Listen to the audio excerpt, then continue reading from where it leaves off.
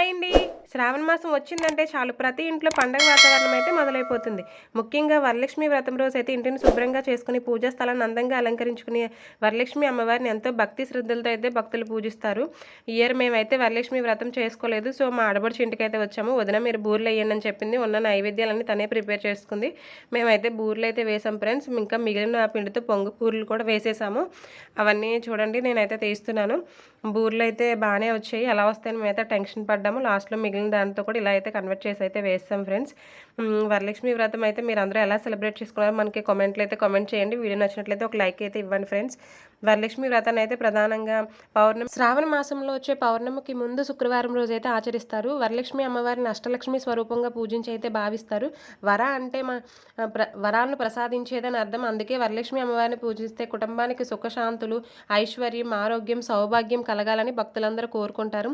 పురాణ కథనం ప్రకారం చారుమతి అనే భక్తురాలికి అమ్మవారు కలలో కనిపించి వ్రతం చేయమని చెప్పారట. అప్పటి నుంచి వరలక్ష్మి వ్రతాన్ని భక్తి శ్రద్ధలతో భక్తులైతే ఆచరిస్తున్నారు.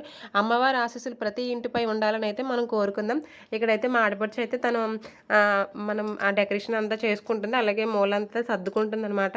చూడండి ఫైనల్గా చాలా నీట్గా అయితే చేసుకుంది. చాలా బాగా అనిపించింది.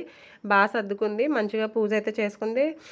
అలాగే వరలక్ష్మి అమ్మవారిని పూజించడానికి పూలు అయితే చాలా ఇంపార్టెంట్ అని చెప్పాలి. చామంతి పూలు అయితే అమ్మవారికి చాలా ఇష్టం అంట.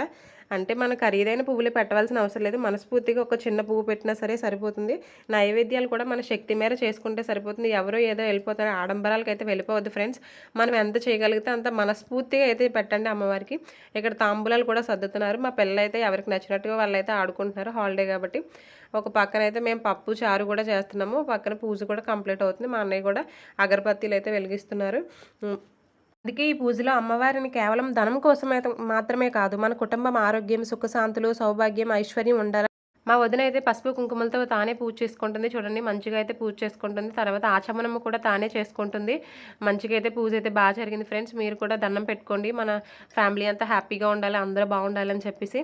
మనం ఎప్పుడు కూడా దీపం పెడుతున్నప్పుడు మన జీవితాల్లో వెలుగు ఉండాలని, ఎప్పుడు వెలుగు అలాగే ఉండాలని అయితే కోరుకోవాలి ఫ్రెండ్స్. నైవేద్యం పెడుతున్నప్పుడు మన ఇంట్లో ఎప్పుడు అన్నానికి కొదువు ఉండకూడదని కోరుకోవాలి. ఈ రెండు ఉన్నట్లయితే మన జీవితం అంతా హ్యాపీగా ఉంటుంది. పక్కన తాంబూలాలు కూడా రెడీ అయిపోయాయి. 5 పేరెంటాలకి అయితే తాంబూలాలు ఇద్దామని చెప్పి అలా అయితే సెట్ చేసుకుంది. ఇద్దరు అయితే దండం పెట్టుకుంటున్నారు. వాళ్ళిద్దరిని కూడా బ్లెస్ చేయండి, అంతా మంచి జరగాలని చెప్పి. మా పిల్లలైతే పక్కన అయితే లంచ్ కూడా చేసేస్తున్నారు. ఎందుకంటే టైం అయిపోయింది అప్పటికే. వాళ్ళకి కూడా సూపర్ అని చెప్తున్నారు. నాకైతే మా వదిన తాంబూలం కూడా ఇచ్చింది. వీడియోలో అయితే చూడండి. వీడియో అయితే కొంచెం క్లారిటీ అయితే మిస్ అయింది. అయినా సరే ఎవరు ఫీల్ అవ్వద్దు. నెక్స్ట్ వీడియోస్లో మంచి క్లారిటీగా అయితే మనం వీడియోస్ అయితే అప్లోడ్ చేద్దాం. వీడియో నచ్చినట్లయితే ఒక లైక్ ఇవ్వడం అయితే మర్చిపోవద్దు. అలాగే మన వీడియోస్ని సబ్స్క్రైబ్ చేసుకోకుండా చూస్తున్నట్లయితే డెఫినెట్గా సబ్స్క్రైబ్ చేసుకోండి ఫ్రెండ్స్. ఇద్దరైతే దండం పెట్టుకుంటున్నారు. మా వదిన అయితే ఆఫీస్కి వెళ్ళాలి కాబట్టి చాలా తొందరగానే పూజ అయితే కంప్లీట్ చేసుకుంది. మా పిల్లలైతే ఇక్కడ ఫుల్గా ఆడేసుకుంటున్నారు. హాలిడే ఇచ్చారు కాబట్టి. వీడియో నచ్చినట్లయితే మన ఛానల్ మీద ఒక కన్నేసి అయితే ఉంచండి. అంతవరకు బాయ్ ఫ్రెండ్స్. మళ్ళీ మంచి వీడియో అయితే మేము ముందు